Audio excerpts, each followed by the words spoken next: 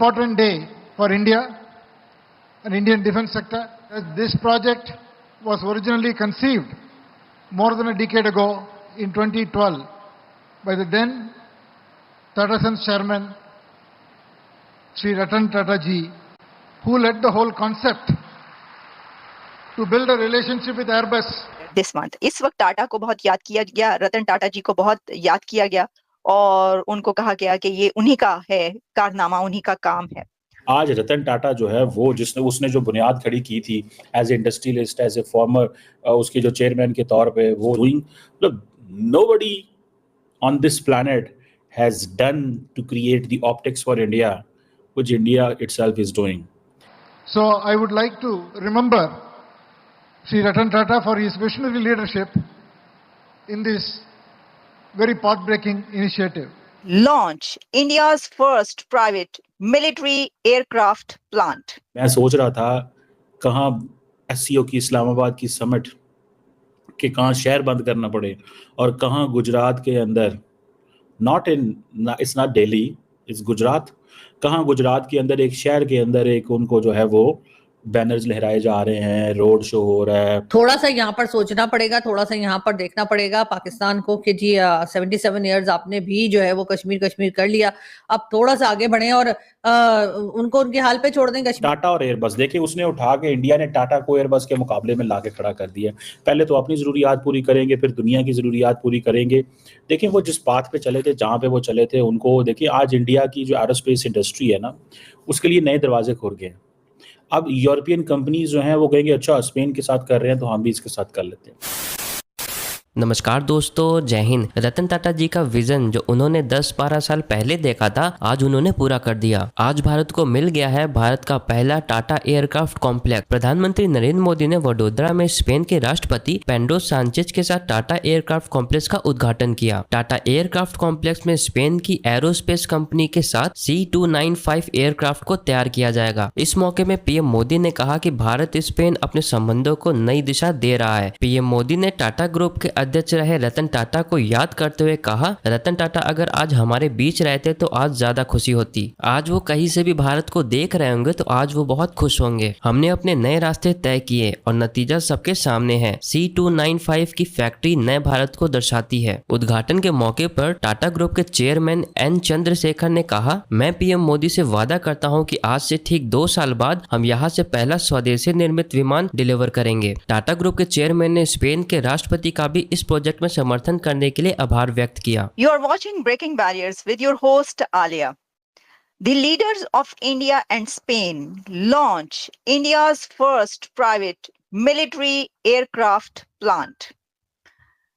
Indian Prime Minister Narendra Modi and his Spanish counterpart Pedro Sanchez inaugurated India's first private military aircraft plant, Tata Aircraft Complex.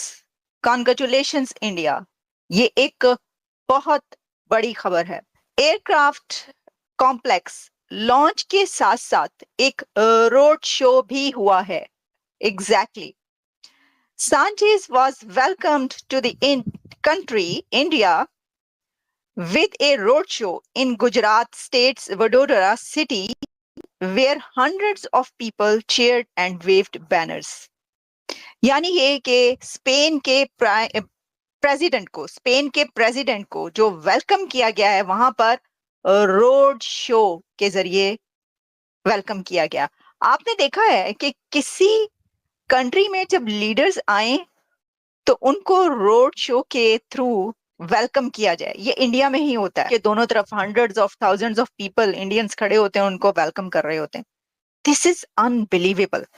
ये जो एक उनका style है और एक जो करिश्मा है, ये लीडर्स को बाहर से आने वालों को इस तरीके से वेलकम करना, और ये एक चीज ये दिखाता है, ये इंडिकेशन है कि कितना प्रॉस्पेरस कंट्री है, कितना सेफ पीसफुल और एनवायरनमेंट है कि बड़े से बड़ा लीडर आकर वो सड़कों पर उसका रोड शो हो रहा होता है. चलिए जब हम इससे आगे बढ़ते हैं तो ये जो प्लांट है, मिलिट्रीज प्राइवेट फर्स्ट प्लांट है ये, क्योंकि तो इसके ऊपर बहुत सी बातें की गई, बहुत सी डिटेल सामने आ रही हैं. The two leaders then launched the Tata Aircraft Complex, the manufacturing hub, which will produce the Airbus C295 transport military aircraft in collaboration with Airbus Spain to be deployed by the Indian Air Force. ये हम आपको कुछ pictures भी इसमें दिखा रहे हैं और इससे आप जो है वो अंदाजा कर सकते हैं।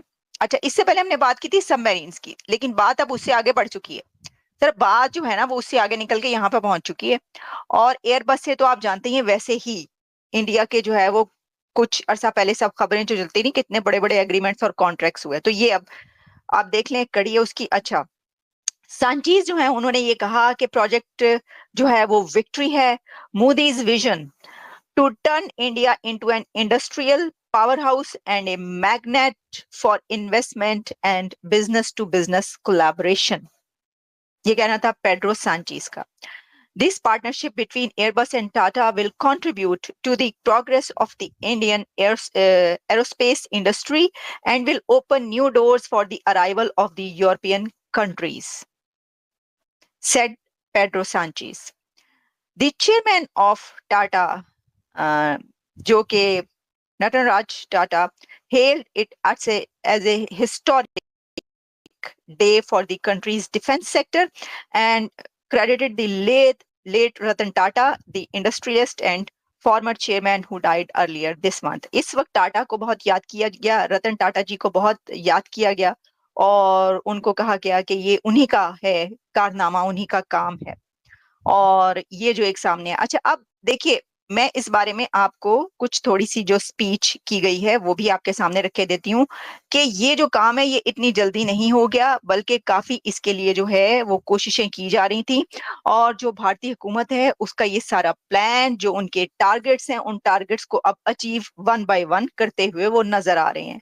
जो जो कुछ उन्होंने करना था, चाहे वो मिलिट्री में हो, वो स्पेस में हो, वो इकोनॉमी में हो, वो किसी भी चीज में हो, वो तमाम टारगेट्स अब वो अचीव करते हुए नजर आ रहे हैं। 18,000 पार्ट्स इंडिजिनस इंडिया के डिफरेंट सिटीज से बनेंगे और जैसे उन्होंने कहा कि अभी भी one of the largest country है जो कि जो पार्ट्स हैं और ये एक्सपोर्ट भी करता है। डिफेंस इक्विपमेंट की बात हो रही है। एक बात उन्होंने कही, उसके ऊपर कमेंट मैं जरूर करना चाहूंगी कि उन्होंने कहा कि इंडिया को जो एविएशन का हब भी हम बनाएंगे। मास्टर मतलब हर चीज में जो है वो अपना एक एक्सपर्टीज ऐसी रखना चाहते हैं जो कि सबसे बेस्ट हो, दी बेस्ट हो और वो मास्टर बने उस चीज में, उस स्किल के। तो इसके ऊपर जो रोजगार पैदा होगा, जो भी होगा वो तो अपनी जगह पर, लेकिन हम जिस पॉइंट ऑफ व्यू से बात कर रहे हैं वो ये है कि इंडिया की ऊंची उड़ान इस वक्त वहां पर है कि जहां पर जब उनके कंट्री के अंदर कुछ लॉन्च होता है, कोई फैक्ट्री बनती है, कुछ भी होता है, तो उस पे दुनिया के जो दूसरे बड़े लीडर्स हैं उनको बुलाकर उनके साथ मिलकर वो लॉन्च होता है। और क्योंकि दुनिया की जितनी भी बड़ी कंपनीज हैं वो उनके साथ मिलकर काम कर रही हैं, जहां वो कहते हैं कि सेमीकंडक्टर्स का हब बनाना है इंडिया को, वो बना रहे हैं। वहीं एविएशन का हब, फिर जो इंफ्रास्ट्रक्चर का जो इस वक्त बहुत स्पीडीली वहां पर काम हो रहा है उसका, और जितने भी सेक्टर्स हैं, स्पेस सेक्टर आप देख लें, जो भी, उस सब में वो कह रहे हैं कि भारत को उसका हब बनाना है। और पहले ही हमने देश के महान सपूत रतन टाटा जी को खोया है। रतन टाटा जी आज अगर हमारे बीच होते तो शायद सर्वाधिक खुशी उनको मिलती, लेकिन उनकी आत्मा जहां भी होगी वो आज प्रसन्नता का अनुभव करते होंगे।